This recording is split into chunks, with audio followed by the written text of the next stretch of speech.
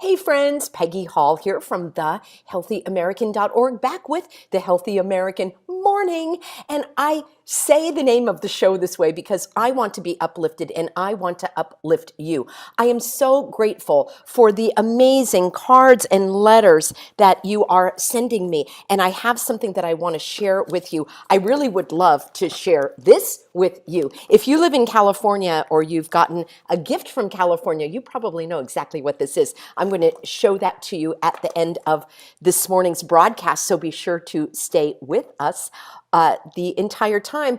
And we are going to be talking about spending your grains of rice. What in the world does that mean? It follows up on yesterday's broadcast. Boy, oh boy, did I get comments, and I love reading your comments, and I love the differing opinions. That is what makes our conversations so rich and so interesting, is to hear the perspectives of others and to I just made up a new word, to freely share.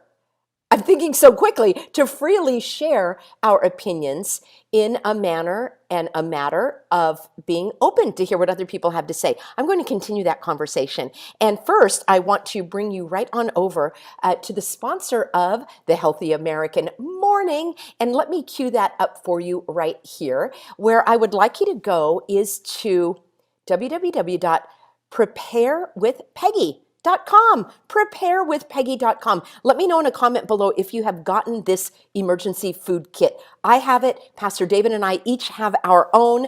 Our family members have their own, and I want to tell you all about it. You're going to save $50 off each 4-week emergency food kit. It lasts for 25 years.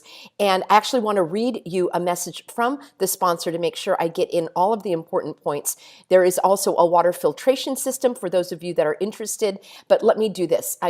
So it's preparewithpeggy.com.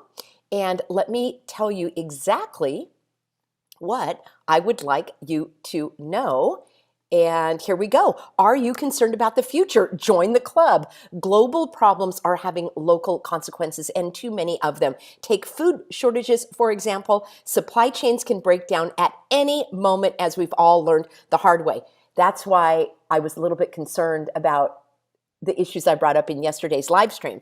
All right, friends, what I want to talk about is being prepared. And I want you to consider how you are using your energy, your resources, your time, your money, and your effort, and your intellect, and your spiritual realm, your spiritual self.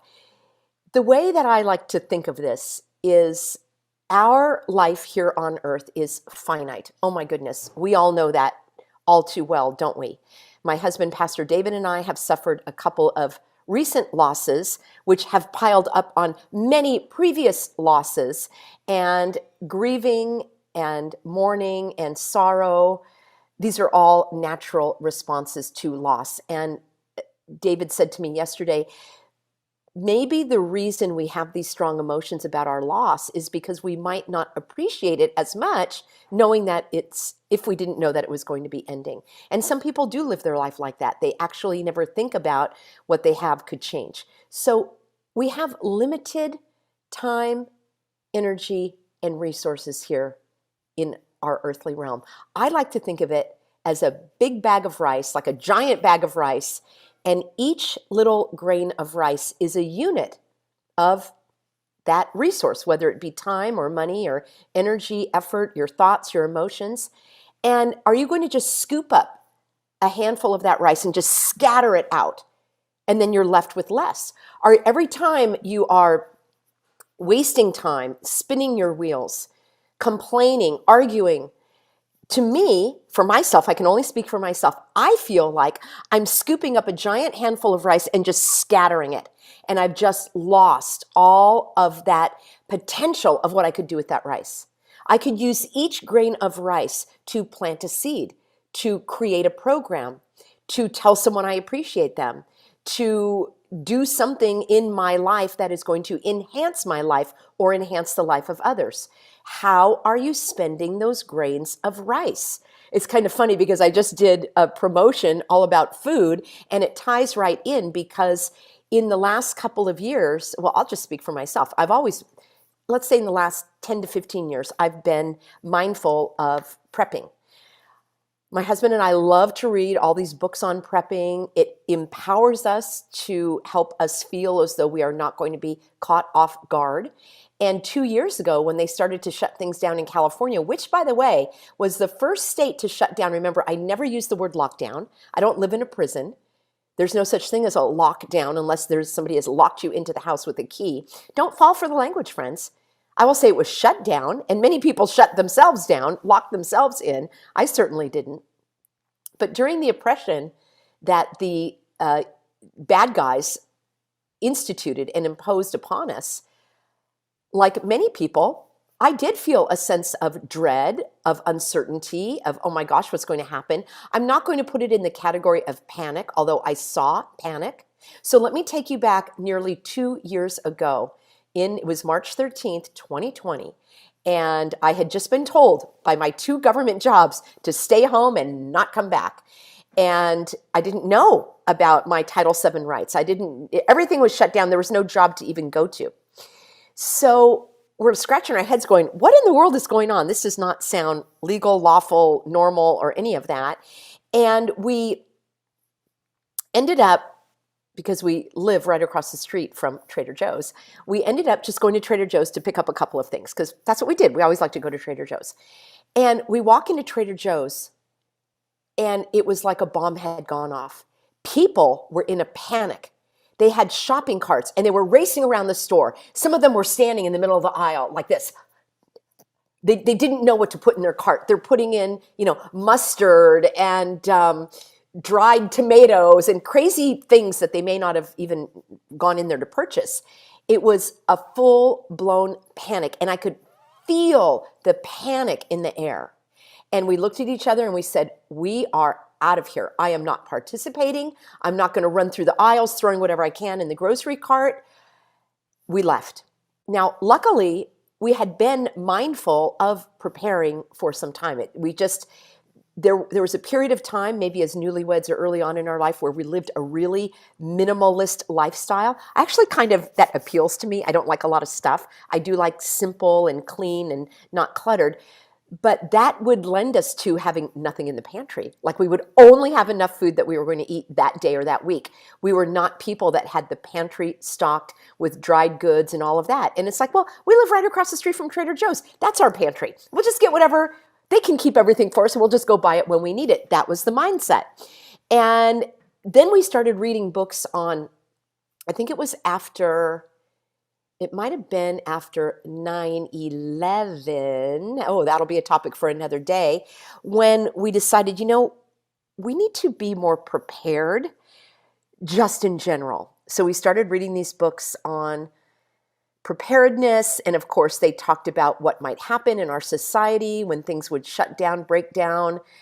Maybe there would be some solar flare. There would be something happening with technology and energy. And by the way, let me just do this for you really quick. If you are interested, I want you to take my class called Panic-Free Prepping. Let me just hop right on over before I continue my talk here. So if you go to products and classes on thehealthyamerican.org, click there, and you can see all the things that we have, our VIP package, these other things, and then Panic-Free Prepping. It's a 3-hour course that was filmed live with me and my buddy, Eric, who is an expert in prepping, and you are just going to love. He has a whole slideshow. It's a lot of fun. Some of you were there with us in person when we recorded it. So if you're interested, please take that class over at thehealthyamerican.org.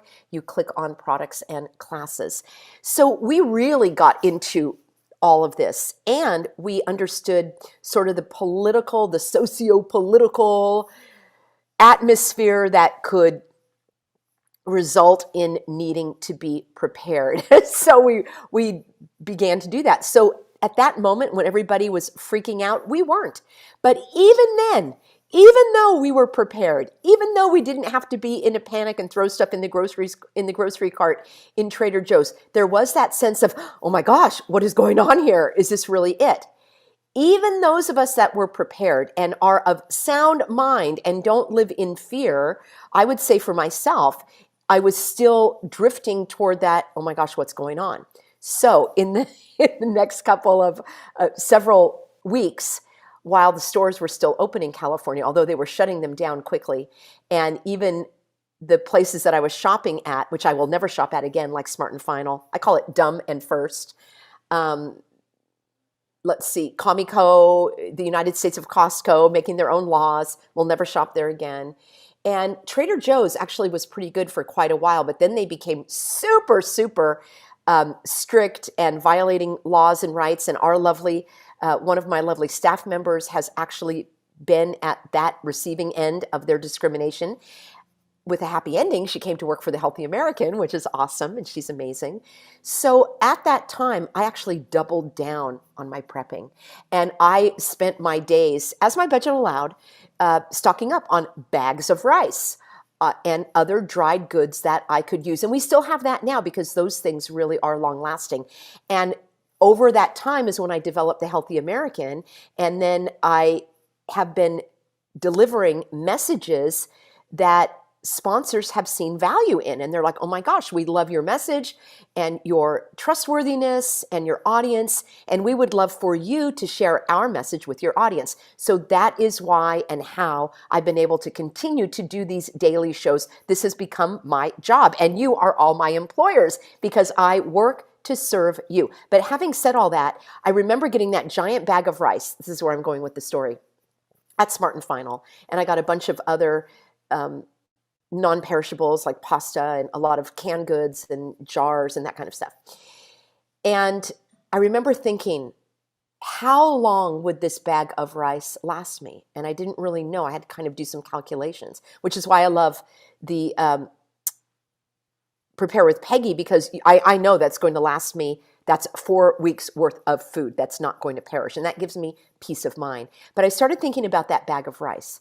And how much would I eat in a day? And how would I value and spend that rice? And that's what put me in mind of, oh my gosh, imagine that these grains of rice are units of energy or resources. Am I going to waste them? How am I going to spend them? Now, I am far from perfect. I am well aware of my faults and flaws. And some of you make me aware of my faults and flaws. And I thank you for that. I make mistakes, and I'm going to continue to make mistakes because I am human.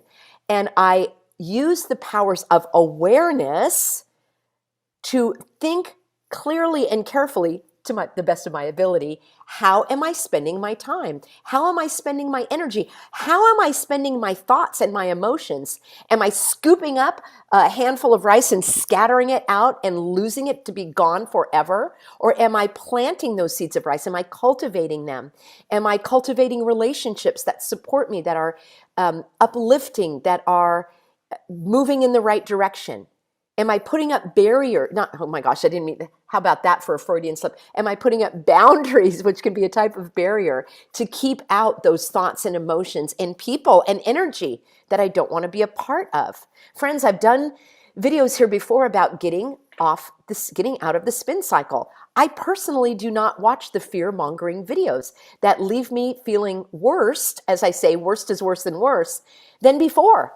I endeavor to produce information that is practical, that is proven, that has strategies and solutions. I call it resources and remedies and tips and techniques that actually help to move the ship ahead as we're turning back the tide of tyranny. So let me know if this resonates with you.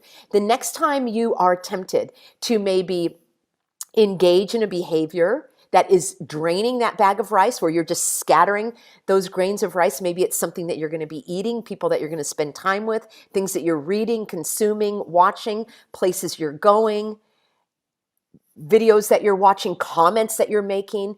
Think about each one of those activities are those grains of rice that you are spending. You get to decide how you're doing it. And as long as you're doing it with mindfulness, being aware of your actions, and this is a practice. I am still practicing it and getting better at it day by day. And I'll ask myself, what am I doing? Why am I doing this? What am I watching? Why am I watching this? What am I saying? Why am I saying this? And I, like many people, have a tendency to, drift toward, I wouldn't say I have a tendency, but from time to time, I do drift toward the negative. And when I'm aware of it, I can redirect my course and not waste those grains of rice. So let's end there, friends. I want to share with you, isn't this card so special? It reminds me of that song that I'm not going to put in your head called It's a Small World. I better not sing it. This is a personal note, so I'm not going to read it, but I am going to tell you that it's a lovely Healthy American, PG, who's on here at the Healthy American Morning. She has been a supporter from way back when, sending me jars of homemade jam and other goodies. And she said, thank you for everything you do, Peggy. God bless you and Pastor Dave. And then she said, some C's candy and a heart, because you deserve the finer things in life. And PG, I just want to let you know that I am praying for you, for your situation, for your family. I am so grateful that we are connected. And she mentioned the C's candy. So, and this is just so precious. Of course, there's hearts everywhere. And can you believe it? I have not eaten the whole box yet, but look at this delicious candy. So anyone that knows, C's candy is like the bomb in California. And it is so delicious and incredible. I actually had a cousin who worked at C's Candy at a certain point, and they were allowed to take sort of the rejects of the candy home. It was, what an interesting job that is. And then I want everybody to see this unbelievable, gorgeous, exquisite heart, diamond heart. And PG, this is just absolutely, you know how much I love my jewelry. This heart means so much to me. And I just want to thank all of you for supporting each other here at the Healthy American Morning. My goal for this show is to add positive value to your life. And we do that through the topics that I share that are not necessarily focused on all of the hoopla and hogwash that we find ourselves in. Of course, sometimes those topics overlap, but my intention is to give you a break from all of the oppression, from all of the tyranny, from the unbelievable discrimination and persecution that you are facing. You need to take a break from it. I need to take a break from it. This is what we do, my husband and I, day in, day out, all day, every day, and I mean 18 hours a day. I take phone calls in the morning from our VIP members, in the evening, during the day, I'm filming the videos, I'm creating documents, I'm doing research, everything to keep this ship afloat. And we need to take a break from the heaviness of it all. So today I encourage you, get outside, get some fresh air, spend some time, spend those grains of rice in a way that will nurture you, that will uplift you, that will give you the ability to develop the wherewithal and the resilience to keep your head above the waves in these stormy seas of life. When you send me these cards and letters and I read each and every one, I cherish them.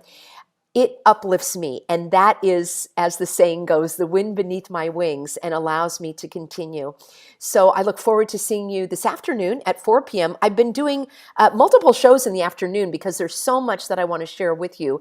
And since I had a week of bereavement earlier this month, I want to make sure that I cover all of the topics that I've had lined up. So I'm also doing my Healthy American Morning, Monday through Friday again.